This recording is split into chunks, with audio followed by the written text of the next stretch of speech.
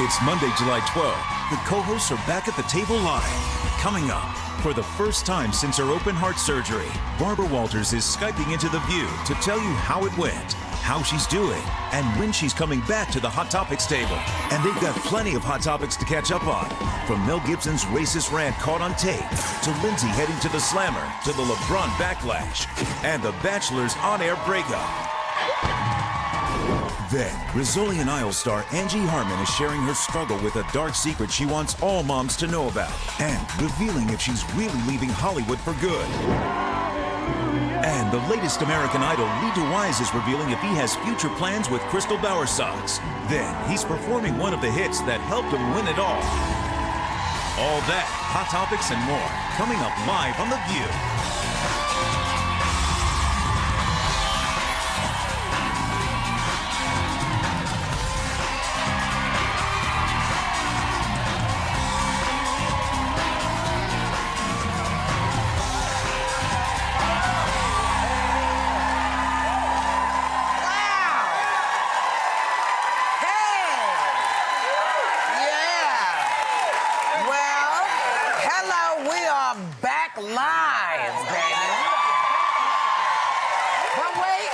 Before I say anything else, I have to tell you, Barbara Walters is going to be Skyping with us a little bit later. For the first time since that heart surgery. Yes. She will be on with us. Yes. On a Skype. And in case you don't know what Skype is, it's when you can talk to someone who's not actually in the room, but you can see them, but they're not there. That's a great thing. Yeah. I like that. Yeah. I do it with my mom all the time. That's a really great thing. I remember the first time I was with my grandmother's watching someone in her family Skype someone in another country. Right. And she looked over and said, "Where are they?" I said, "Well, they're in France." And she said, "What's next? We're going to talk to the dead?" She could not get over. Just to her, you know, she wrote letters to my grandfather from World War II. Like, she just was... I love technology. It's kind of groovy. It's kind of groovy, but then again, it's a little strange. But what wasn't strange is the win yesterday at the World Cup by Spain. Baby. España. Vaya, España. They won their first World Cup yesterday. Wow. And yeah, go ahead, baby. No, I was just going to say, Rosa, who does your hair, she's from Spain, so congratulations. She's from Madrid, congratulations. We got excited for her. I know. Yes, we did. She has her jersey on. And I have to say also, because this is really important to me, I want to congratulate Paul the Octopus of Germany, who had a perfect record of picking winners in this World Cup. The octopus did? Yes, the octopus. What are you talking about? The octopus chose, as he has every year, he chooses the right team and it wins. Really? But listen to this. The AP reports he's retiring from predicting sports. Yeah. Peter wants him freed. Yeah. And some Germans who are angry over him correctly predicting Germany losing, they want him fried. That's so wrong. Calamari. Somebody wants to make calamari. Just be real. It's just so mean. It's so wrong. That's crazy. Something in those tentacles, huh? I tell you, I love a good tentacle, but that's beside the point. Just visualize. Just visualize. Well, talking about tentacles, because we put them out, you know, before we went on our little break. You know, last week, LeBron James decided he wasn't coming to New York. He was going to the Miami Heat. Yes. Right. And, baby, people have lost their minds. Now, you know, this thing, it was this big hour special, the first time ESPN had done an hour special. The thing that upset me was they said in the first 10 minutes, he was going to say where he was going. And it wasn't even in the first 10 minutes. I just thought it was way too long. A lot of things were upsetting about this. He's been with Cleveland, okay, for, what, 7 years. And he's wanted a championship ring in the worst way. And he's an excellent, outstanding player. And so he made the decision not to stick with Cleveland and go to Miami, right? Did you guys see the open letter from the Cavaliers owner? Dan Gilbert. He wrote this letter. I mean, so you would mad. think he was so mad. He said some people should think they should go to heaven, but not have to die to get there. Sorry, that's now not how it works. Our homegrown chosen one sends the exact opposite lesson of what we would want our children to learn. The owner of the Cavaliers, sore loser. This is. I even know he about didn't it. kill anyone. He didn't commit a crime. But here's the And other you thing. teach your Shows a career children move. that you serve out your time. He served his 7 You know what? years. Excuse me. He played brilliantly for you for 7 years. Yes. Okay? It didn't happen. The championship didn't happen. You all raised him. He helped raise your profile. Let the guy evolve and move on. This is sports. This is what you're supposed to do. You work. He's 7 years. He didn't come for a year or two and then split. And rest assured that as soon as LeBron was not working for the Cavaliers or another team, there wasn't going to be an emotional commitment to him. Wasn't there They would let him something- go as soon as it didn't work for them. Wasn't It's there business. something It's his about the job. way he did it and how he made this big to-do about it and went on TV, the countdown? I wonder if Isn't that what ticked everybody I off? wonder if, because everybody from Cleveland found out the same way we all found out. And I wonder if it would have been a little different if LeBron would have said to his city, you know what, I'm making a decision, but it won't be here. I need to go somewhere else. I wonder if they would have felt less slighted. a breakup, a I think, relationship, yeah, I a mean, I marriage? think But he really. was a franchise player. He was a Yeah, face he was of he Cleveland. was the face of the Cavaliers Yeah. for 7 years, and he didn't do anything to ever embarrass them or take them down. He did his job. He played, and Cleveland did not deliver. Well, you know, it's interesting. Jesse Jackson said that this guy, what's his name? LeBron James. No, not Gilbert, LeBron, the other Gilbert, guy. the owner. I know that. The owner, I think his name is Gilbert. The owner.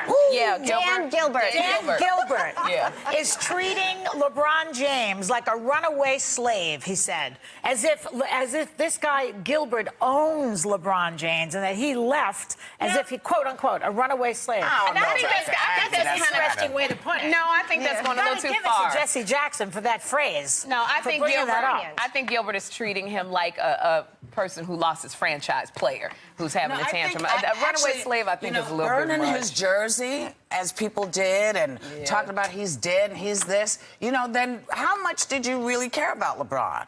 If you cared about him as a player, you would wish him well and say, you know what, we weren't able to do this for you, but we wish you well, because that's what you want to teach your kids. You know what Dan Gilbert said? People don't seem to understand that it's business. It reminded me of the Jay Leno and Conan O'Brien thing, where everybody was all over Jay Leno. It was business. It's not personal. But the guy is going to play with big stars in Miami. He wants to win. But you know what Dan Gilbert said, which I think is, I wonder if he wish he wouldn't have said this. He said, I make a promise to you, Cleveland people, that we will win a championship before LeBron. I don't know, because you done lost your best player. You're going to have to really come out. Listen, everybody fired up. Let me tell you something about sports. You can never count any team down. Because when they get into that clinch, sometimes they surprise you. They've been in the clinch for 7 years. They ain't done nothing. Well, but you know, it's the same as finding a man, Sherry. Well, okay, give me that analogy. Well, sometimes, you know, you look and you think, oh, nobody's going to come on. You guys tell me this all the time. And then when you're not looking for it, when you're not trying to get it, boom, there's the guy. So I prefer to believe that any team, any franchise has the possibility, even the Knicks. Anybody has the possibility to win with or without LeBron James. One man does not make a team makes a team. Let's talk about this. Mel Gibson, that's right. Ow! You know, did you hear about Mel Gibson? He's been all over the headlines, child. Since Radar Online exclusively posted an audio recording of his supposed rant to the mother of his love child, Oksana Grigoriegovia. Here's a bit. You go out in public and it's a embarrassment to me. You look like a bitch on heat. And if you get raped by a pack of it'll be your fault. All right? Because you provoked it. You are provocatively dressed all the time with your fake boobs you feel you have to show off in tight outfits and tight pants and stuff. You see your from behind. I don't believe you anymore. I don't trust you. I don't love you. I don't want you. Okay? Okay. Stay in the house. I'm not giving it to you, but I'll let you stay there. She said nothing. That is alleged, by the way. We're not. So there's been nothing confirmed. I'm just saying. Come on. Legally, it's not been confirmed that is his voice. It sounds like him, but we all have sound alike, so we don't know. But if it's him, can I just say one thing? Well, his reputation precedes him. Let's not forget the rant against the LAPD and the anti-Semitic rant that he did, and everybody was there. He's not drunk here. He blamed that rant on alcohol. Is he going to blame this one on alcohol, too? Will he now go into rehab? Give me a break, Mel. You're an anti-Semite, you're a misogynist, and you're a racist. Out of the movie. You know, the one thing that I have to say, you know what? I don't like what he did here, but I know Mel, and I know he's not a racist. Oh, really? Yeah, I do. He may be a bonehead. Well, that language certainly sounds racist to me. Well, again, I have had a long friendship with Mel. I just want to clear the point make that this I want to really make out. Let me finish this, please. Is that you can say he's being an bonehead, but I can't sit and say that he's a racist, having spent time with him in my house with my kids. I can't say it, and so I really just need to say that. Okay. I don't like what he's done. Make no mistake. This is just. Yeah. Mm-hmm. Before we go, anti-Semitic? Do you think he's anti-Semitic? I think he's when somebody says to the police officer, the Jews are responsible for all the wars in the world, that's not anti-Semitic? You know what, Joy? Let me tell you something about drunks. Drunks say stupid stuff to people all the time. All the time, because they're drunk. They're out of control. They're not thinking. They are idiotic. That's why I don't like alcohol. I can't say anything about that because I know what people are like when they're drunk. This rant, I don't think he's drunk on this rant. Well, you know what they say, in vino veritas, which means in Latin, I guess, that in wine, the truth will come out.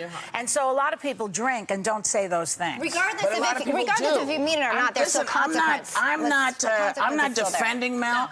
I'm simply saying that one part of this, I don't see him as that because that's not been my experience with him. Go ahead, Sherry. I know that we have to go. The thing that upsets me about what Mel does is when does the black guy become the big bad rapist? That's what I don't like. Because Sandra Bernhard did the same thing with Sarah Palin. She said, I hope my big five black brothers rape you. That's what she said. It's like, I don't like, Sandra Bernhard, that was her call. I hope you get gang raped by my big black brothers. How come the black man has got to be the big bad boogeyman and the rapist? That's the best way to scare people. Every time you want to scare somebody, you go to the black man. That's right. That's what now, me.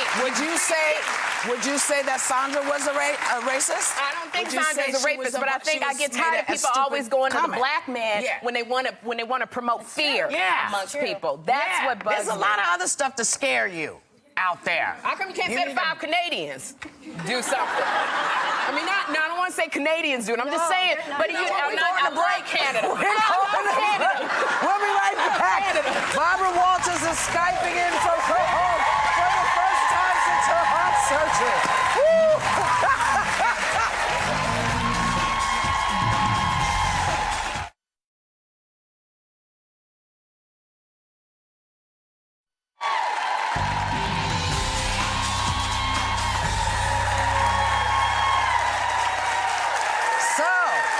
On May 10th, Barbara announced on The View that she'd be undergoing surgery to replace a heart valve. And there's been a void at the table ever since. But right now, we want to fill that void because we have her right now live via Skype. Barbara?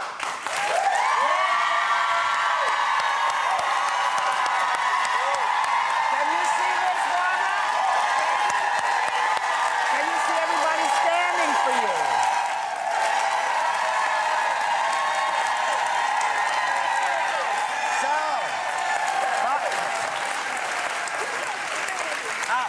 I must tell you, the entire... I can't hear you, darling.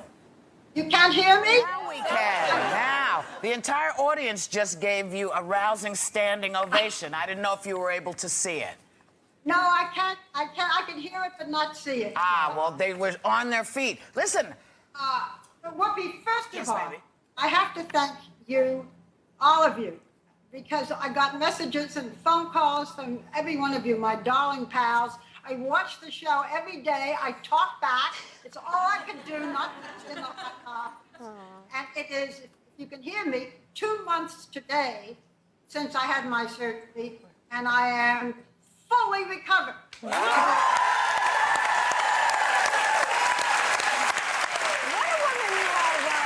So here's my first question, Barbara. What exactly... Let me just say this before we go on, because I was thanking you. The fans, the friends, it was like reading my own obituary. And then I heard from everyone, I don't know, from Hillary Clinton to Woody Allen to Queen Rainier of Jordan. I mean, hundreds of phone calls and letters. That's nice. And I have to say thank you to my friends and the fans, because it helped me get better. It meant so much. So thank you, thank you, thank you. Excellent. Okay, now. Barbara, you look like you never left, I have to tell you. You do not look, you look fine. Yeah.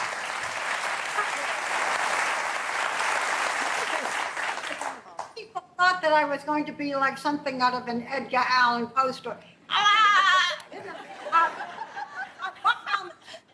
Say, you look great. I don't know what they want me to look like. There's so many myths about open heart surgery. Well, that's so what I was going to ask you. Tell us what exactly is open heart surgery, because I don't think any of us actually know what it is, what it means.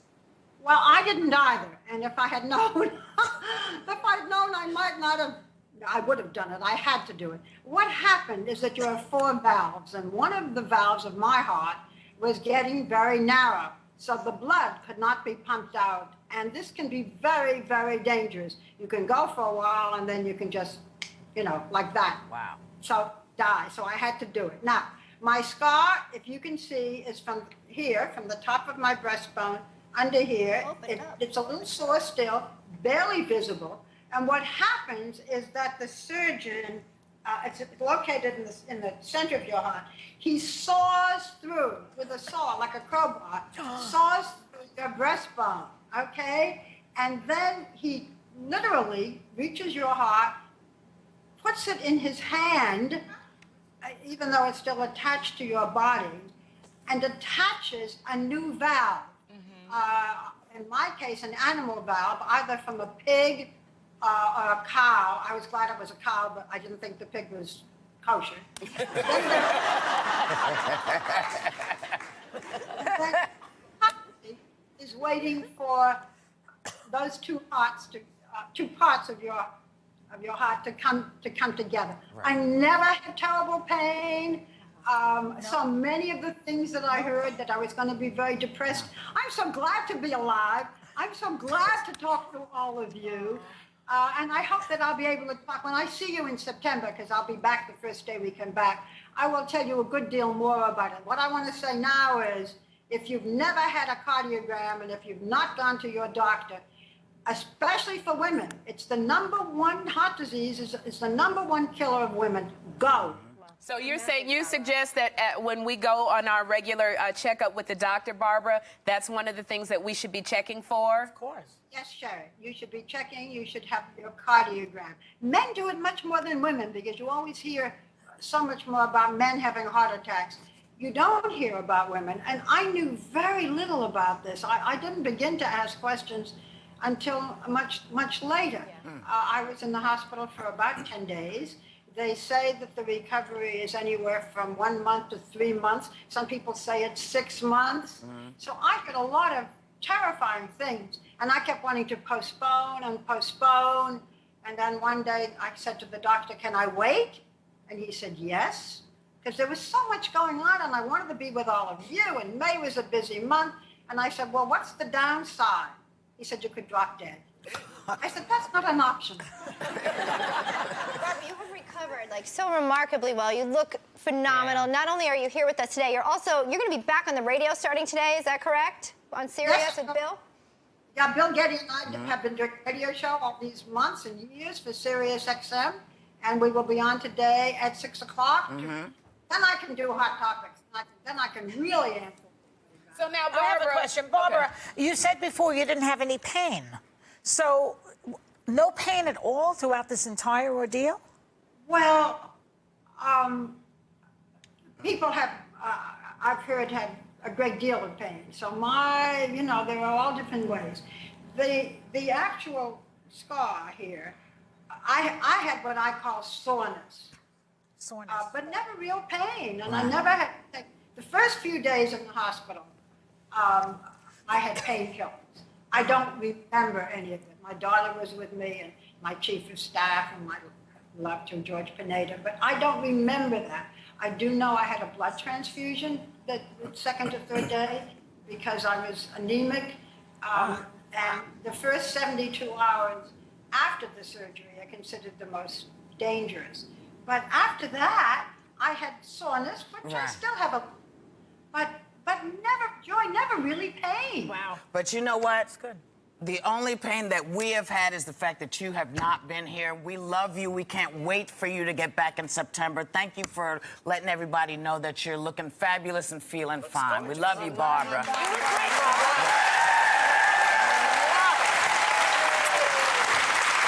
and by the way, on the show tonight. On Barbara's show tonight is Judge Judy. So listen to Bill and Barbara with Judge Judy. It'll be fun. We're going to go and come back with even more hot topics because that's how we are.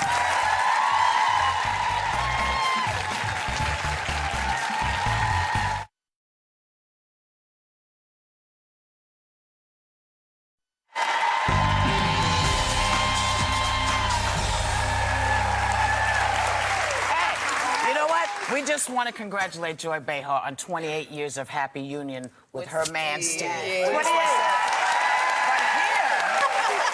the other thing, and the reason I bring that up is to just say that good things can happen with two people. Yeah. Not like the TV reunion between the Bachelors, Jake and Vienna, which got pretty damn heated. Yeah. Vienna admitted that talking about their relationship to the tabloids probably wasn't the best idea. Good-duh! Take a look. I am sorry that I went about it the way I did. But I know you, the real you, and I knew you would do it if I didn't. You don't know me, and I wouldn't have done it. And if you... If I don't know you, then why? Please stop interrupting me. The thing is, I would have never done this to somebody that I love. When I got down on one knee, again, I got interrupted. Good Lord. I'm done with this. You are the meanest person I've ever met in my life. I'm over it.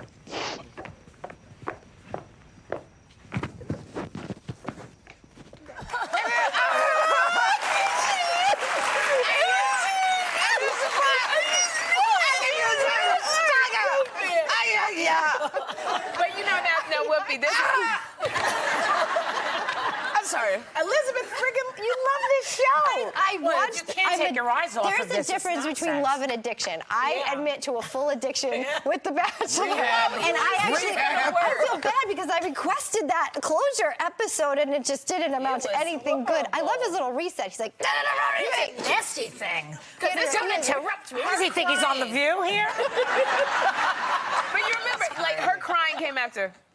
It was after 45 minutes of him going, you interrupted me. Well, he's got a very fascistic way of speaking. I do not like him. I don't like either one of them. Yeah.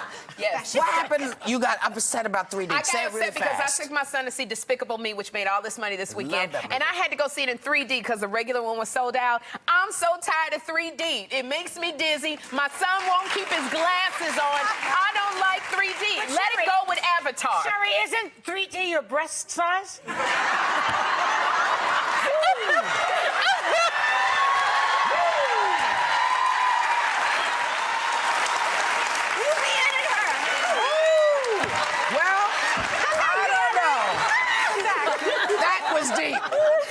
That was deep. It's so deep my earring fell off. We'll be right back with Angie Harmon.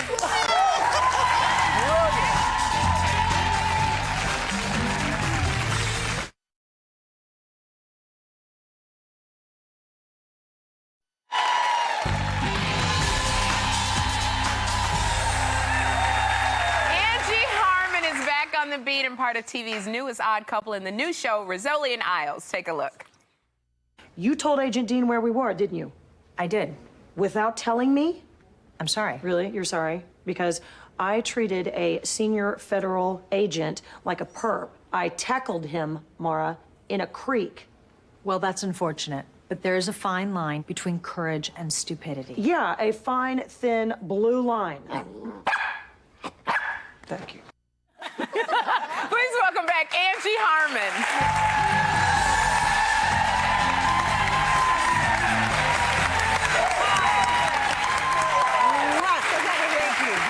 Hey, girl. And look at this.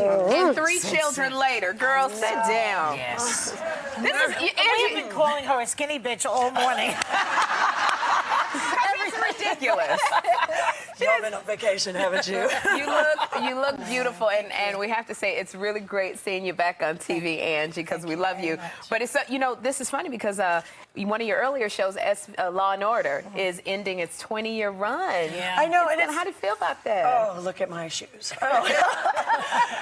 It's that's where Jason and I met. So it's very nostalgic for me, and it's I mean, we met at Giant Stadium, but that was the time in our life. I was shooting Law and Order. He was in the Giants, and it was before the paparazzi would chase you, and it was crazy and all of that. So we drive by the stages, and it's very nostalgic for us. And my dressing room is where I filled all my wedding invitations and sent them out. So between shots, so it's it's sad. And now and going forward, congratulations on Rizzoli and Niles, because the show and you are getting great reviews. So congratulations on that. Great. But it's so you're talking about Jason Sehorn. We remember when he proposed to you and you guys were getting married. Now, you guys have 3 girls, all under the age of 6.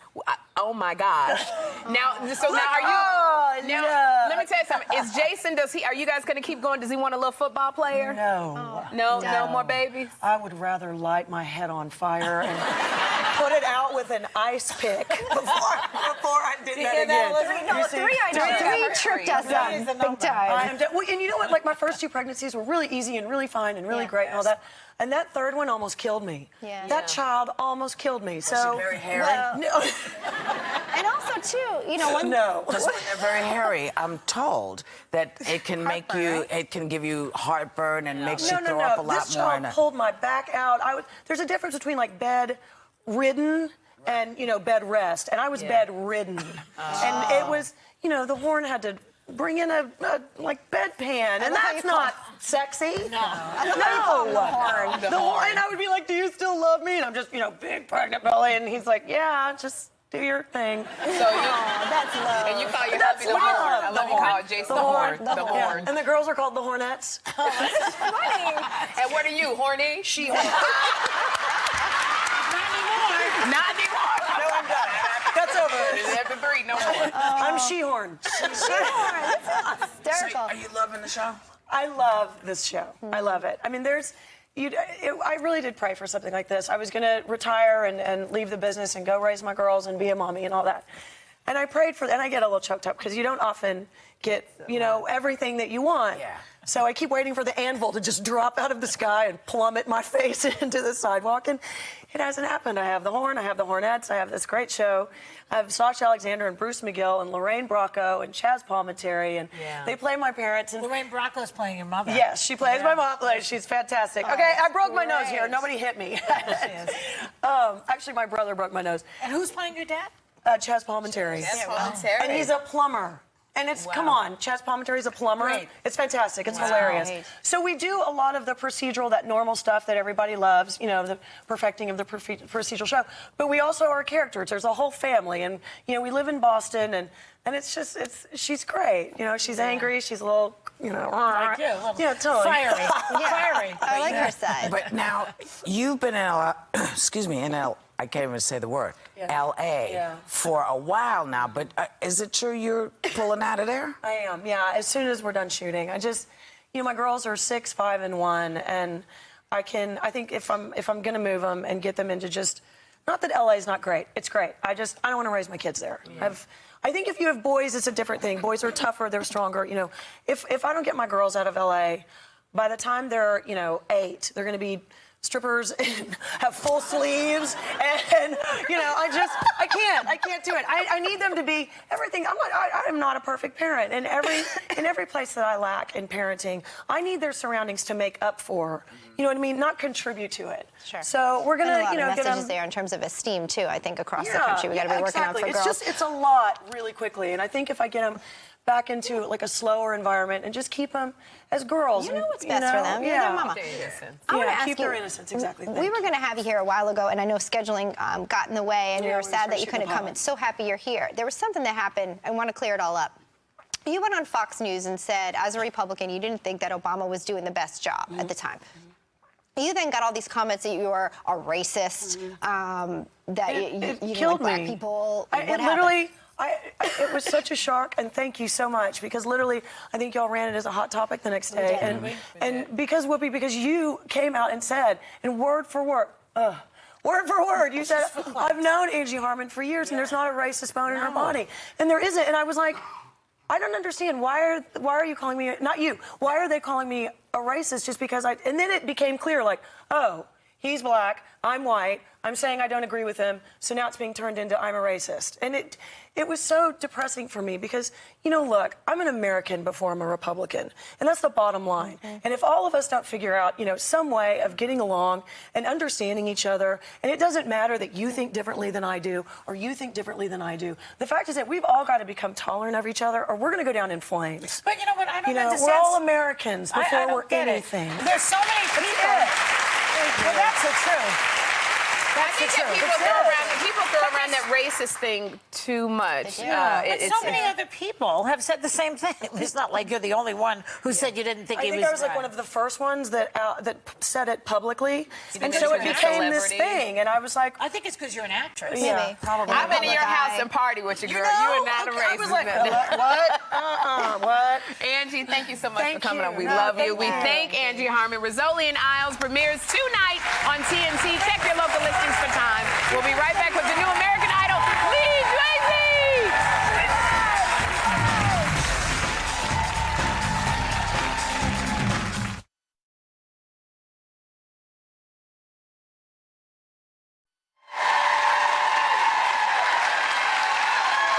It was a two-person race to the finish line last season on American Idol, but the sound and soul of DeWyze could not be denied. Please welcome the latest American Idol, DeWyze.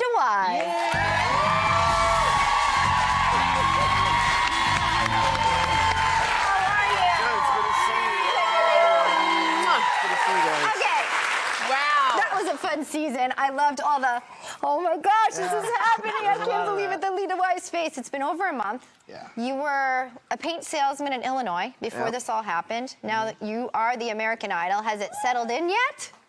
As much as it can, you know, to go from that to this, you know, it's like, it all happens so quick, but the season, like, even when I got here today, they were telling me, you know, it's only been a month, and I'm like, it feels like it's been like 2 years since I was on the show, because so much has happened since.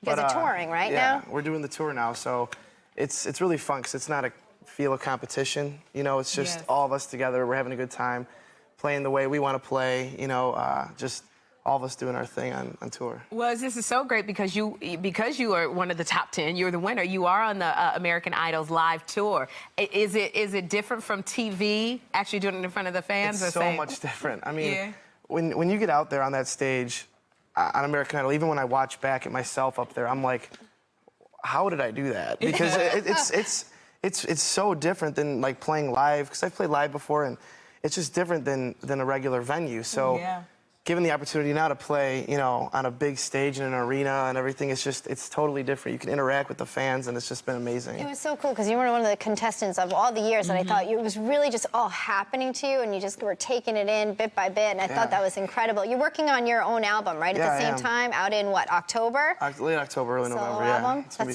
be awesome. So you're busy. Got the tour. I'm busy, yeah. Got the album coming out. Got a bunch of audience members here excited to hear you sing.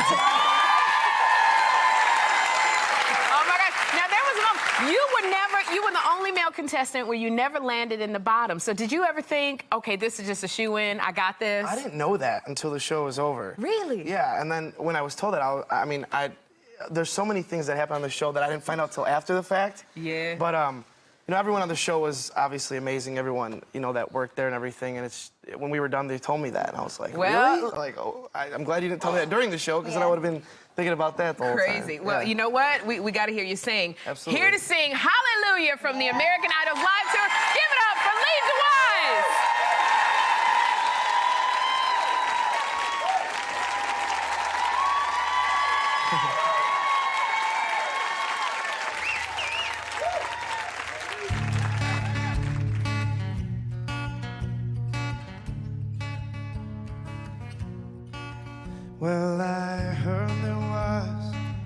secret chord David played and it pleased the Lord. But you don't really care for music, do ya? Well, it goes like this: the fourth, the fifth, the minor fall, and the major lift. The baffled king composing hallelujah, hallelujah, hallelujah, hallelujah, hallelujah.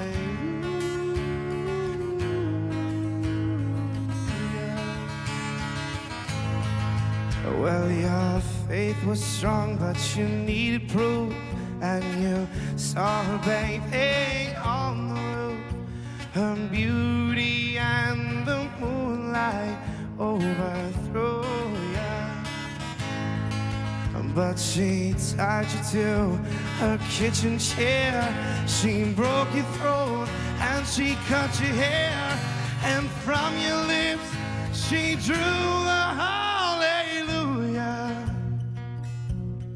hallelujah, hallelujah, hallelujah, hallelujah.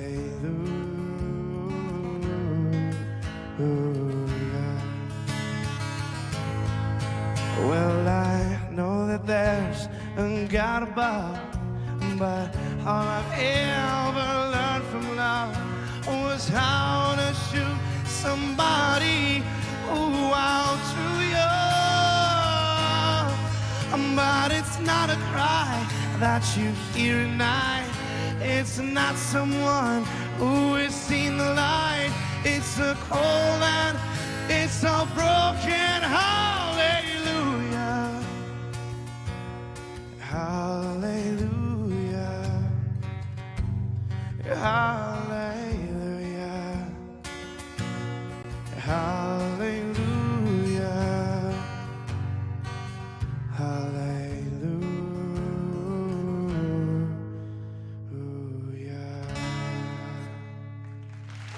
Thank you.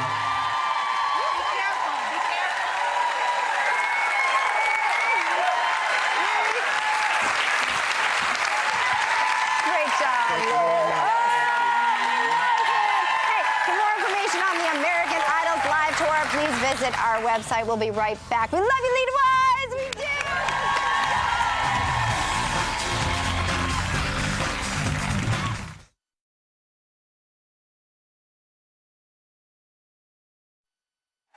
So we want to make sure that we're clear about something. I don't think Angie Harmon was saying that everybody who grows up in L.A. is going to be a stripper or a drug addict. Yeah. I think she was just saying she wants a different sensibility for her kid. I think that's what she meant to say. I also want to tell you that this August, I'm going to be heading to London to play Mother Superior in Sister Act the musical.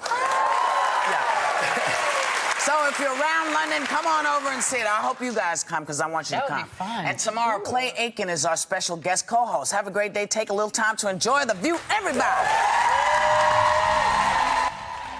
The Bachelorette meets the parents tonight at 8/7 Central on ABC.